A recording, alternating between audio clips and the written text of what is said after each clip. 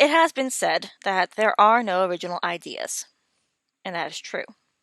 At this point in storytelling, there are very few original ideas that are truly original. But what differentiates one idea from the other is how it is executed, how you do it. For example, my t-shirt here is My Hero Academia. There have been several predecessor things where you have gifted students go to a particular school to learn how to use their powers. It's been done with X-Men, it's been done with Sky High, it's been done with Harry Potter even, or Wizards of... I can't remember what it's called, but Jane Yolen had a book out about 3 or 4 years before Harry Potter ever hit the shelves. That was Wizard Kid Goes to School for Magic Wizard Lessons. So, the execution is what differentiates it. Because, whereas everyone knows of Harry Potter, the other book, which I remember reading and liking quite a lot, was a little less Harry Potter-ish in how it executes itself. Because Harry Potter does this sort of school drama slash thriller slash mystery thing with each subplot of what's the sorcerer slash philosopher's stone, where is the Chamber of Secrets, who's the heir of Slytherin, what's the prisoner of Azkaban after, etc. Whereas this one was more of a straightforward finding your place story, this other wizard school story that I can't remember the book's name. Anyway, execution is what separates a generic idea done well and an interesting idea done poorly.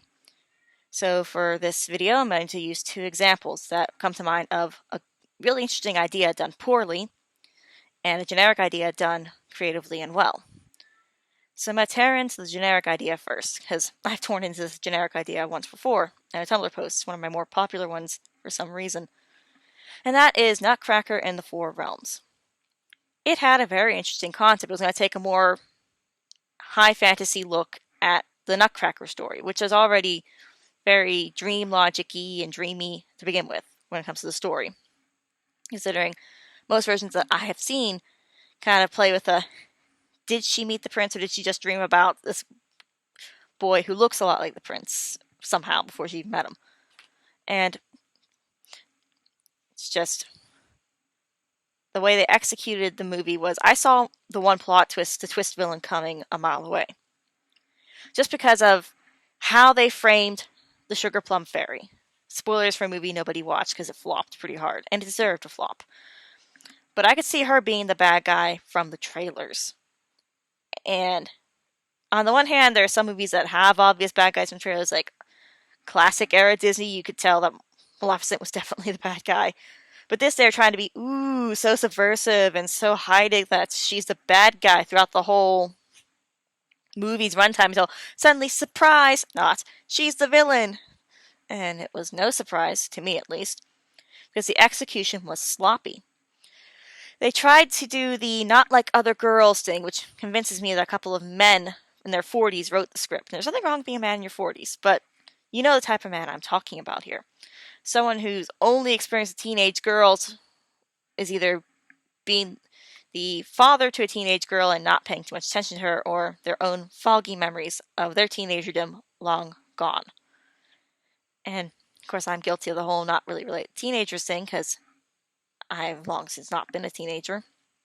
However, I, at this point in my life, know that the not like other girls plotline is so worn out that it's not even cliche anymore. It's a trope that's been broken of its original purpose, which was to deal with the fact that there was, for some people, this idea that girls are supposed to be a certain way. And honestly, if you write a girl in the way that is like other girls anymore, it's the tropes version. So when I went to see this movie, I missed the first so many minutes of it, so I missed the obligatory Disney putting in a mother to kill her thing. But I was able to get the gist from the minutes I missed that Clara is upset because her mother is dead, and her mother gave her a special message in a music box whose lock she can't pick, and she's just not like the other girls. And then what really upset me was they had Morgan Freeman all over the trailers and all over the marketing, and he's in the movie for maybe an cumulative 5 minutes. Like, you have Morgan Freeman and he's only in your movie for 5 minutes. Instead, we're dealing with this actress whose name I don't know and still don't know, and I pity because she did a good job what she was given, but unfortunately what she was giving was bland, and her character was bland because she was just not like other girls, and invention and cleverness are what she was doing, and blah blah blah.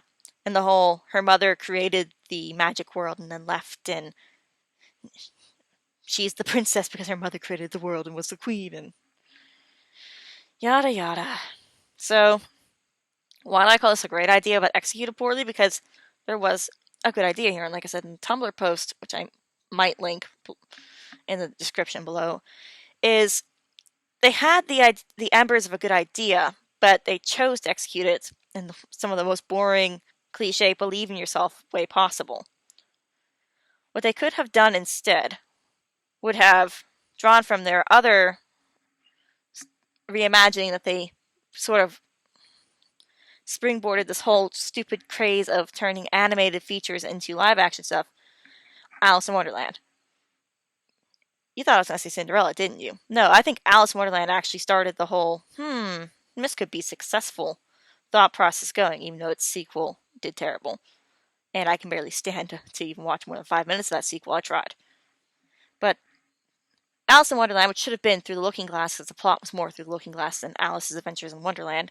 But then again, Disney's original animated one featured a lot of stuff from Through the Looking Glass in the first place, so I guess that is parsing hairs at this point.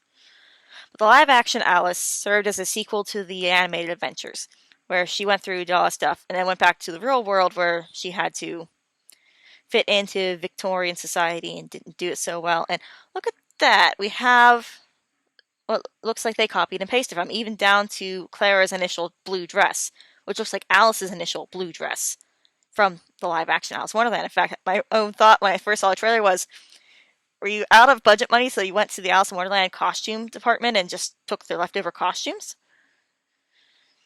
And yeah, thing is, what they did interesting with the Tim Burton Alice in Wonderland that they should have just stole, because they stole the dress, obviously, for this Nutcracker in the Four Realms thing was make Clara the one with the past with the realm.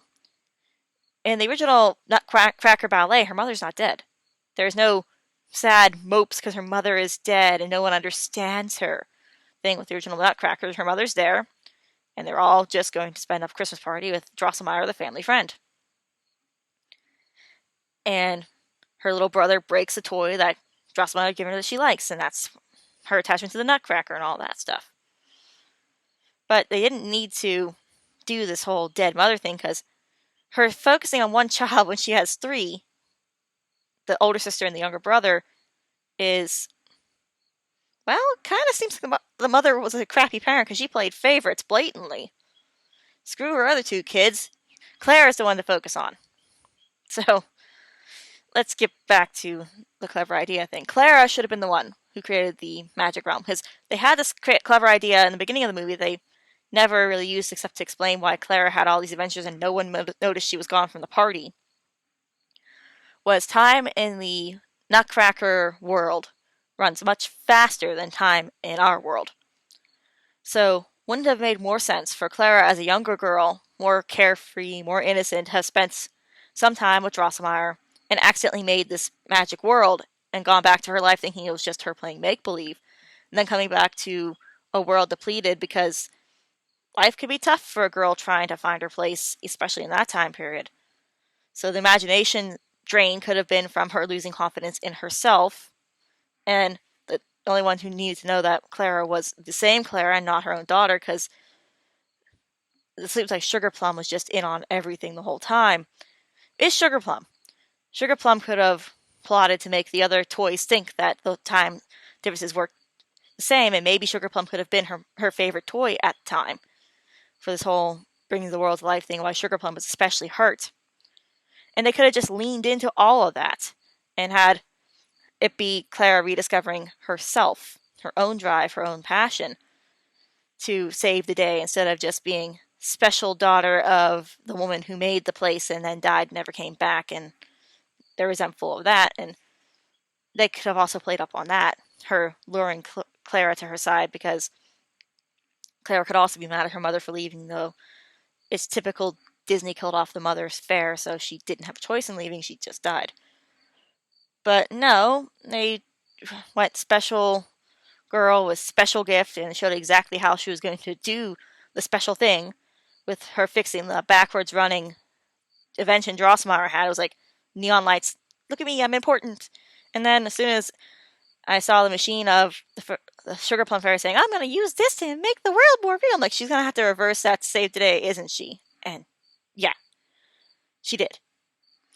But just a few tweaks in the execution could have made this a much better film. Like I said, make Clara the one who created the world, make it more personal for the Sugar Plum. Maybe Sugar Plum was the favorite toy and is upset that Clara forgot about everything, especially her, and she wanted revenge on Clara. Maybe use the thing to try to drain Clara of everything that makes her human to switch places with her so she could go live in the human world and see how Clara likes being forgotten and left off to the side like a toy, tossed to the garbage bin or something like that. But instead we got a boring movie wasting its interesting premise, and I'm not even going to get into the fact that they didn't use the music right. Ballet is different than a lot of other music stuff. Ballet music actually has a place in its story and a purpose for its use. It's not just something you can throw in for spice or flavor. Certain songs go with certain sections of the story, and they didn't respect that at all. And Band Geek, well, former Band Geek, and knowing a thing or two about classical music, that also made me really not like this film. Especially considering I hadn't seen a adaptation of the Nutcracker in years, because I've never seen the actual ballet, because I don't know that I could sit through a ballet anymore. But I do like the story, and I do like the music, so I was hoping for something that could use both, and it basically used very little of either and used what they did have incorrectly. So let's go for a generic story, done creatively and well. And the generic premise is rescue the princess from the bad guy. From an evil fortress, if you will. Now that's generic as they come. Several of my favorite video games also use this generic premise, because I love the Zelda series. And save the princess from the bad guy is part of the first game. But that's not what I'm talking about here. I'm talking about a film. A film that pulled off this premise very well. Star Wars, or Episode 4 as it was retroactively renamed, but originally that was just called Star Wars. And it has the most generic plot, like I said, rescue the princess from a bad guy. Now, people have written a lot of complicated stuff about Star Wars' stories and themes and stuff, but Star Wars itself, the original 77 film, is straightforward and simple. You have a hero answering a call to adventure, finding a mentor, getting a magic relic, gaining some allies, saving the princess, and then saving the day by taking down the dragon, or in this case, the Death Star. It's very straight. It's just very creative that he decided to set this whole thing in space. And the characters, while also in 4 were much more simple characters, still were executed just very well. You feel the earnestness from Mark Hamill's portrayal of Luke. You feel the cynicism but underlying heart of gold from how Harrison Ford portrays Han Solo. It just feels genuine because the execution was excellent. It's not the best movie ever. Some people are probably going to be booing me for saying that. But of the Star Wars films, all of them, original 77 Star Wars, Episode 4, remains my favorite. Maybe it's because of the simplicity, because of how it's just the most precise hero's journey of all the stories. And maybe it's because Luke is my favorite character. And the movie does focus a lot more on Luke in that instance than some of the others will. And then there's the sequel trilogy that to me are apocrypha because they ruined Luke. But they also tried to go too complicated. That's also what the prequels did, was a mistake, was they had interesting ideas but they just did not execute it well because they tried to go too far into the complicated. Lucas was at his best doing the straightforward, simple storytelling and executing it around that. So there we have the simple premise with very good execution versus interesting premise and poor execution. And one of these is a classic, and will remain a classic for many years to come, and the other one has probably already been forgotten. It's so forgotten that I've forgotten half of the other stupid stuff they put into Nutcracker and the Four Realms because they just went generic hour on us in the execution. And some of the stuff they did was also downright insulting. Like, I think they had a pair of guards that were, their portrayals were slightly fat and homophobic. And it's just one of those moments that makes you wonder what were they thinking throughout this whole film's process versus Star Wars, which not only doesn't have too many pitfalls at all. In fact, I think the only pitfalls anyone could ding it for today are a lack of female characters beyond Princess Leia and Mon Mothma and Aunt Beru. And maybe some people will be upset about how white it is. But other than that, I can't think of too much that is wrong with the film from that regard. But you really shouldn't be looking at stuff from the past with the lens of today. But even then, it still holds up pretty well. And it just all came down to execution. George Lucas executed a generic idea well and creatively. The people who did that Nutcracker movie did it poorly and generically and stole from everything but the Nutcracker. And that's also what separates good writers and storytellers from bad ones. Execution and good performance as well. And execution often comes down to practice and willingness to work on your craft. If you think you know all, you won't learn a thing, and your execution will always suffer. Of course, some of these people wind up getting Hollywood movies anyway because that system is so tangled up and corrupt. But long story short, it's all about the execution. You can take the most generic idea ever and make it wonderful as long as you execute it well.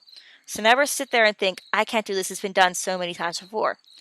And yes, it has, but it hasn't been done by you in the way you want to do it.